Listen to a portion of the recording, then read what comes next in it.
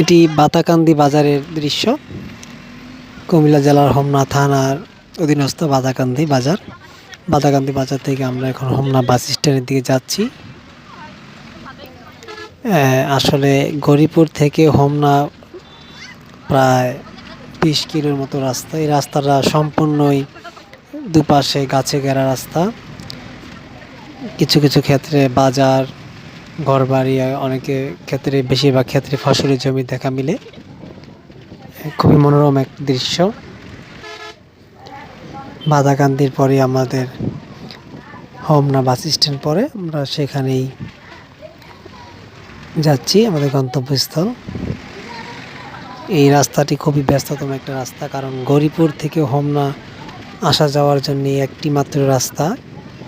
এই রাস্তা দিয়েই সকল ধরনের যানবাহন এবং পণ্য আনা নেওয়া করা হয়। যারা হোমনাগামী আছেন তারা এই রাস্তা দিয়েই যেতে হয়, এই রাস্তা দিয়েই চলাচল করতে হয়।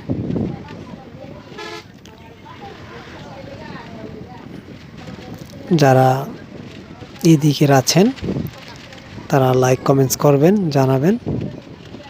আমরা হোমনা বাজার চলে আসছি, হোমনা বাস স্ট্যান্ড চলে আসছি। ধন্যবাদ সবাইকে।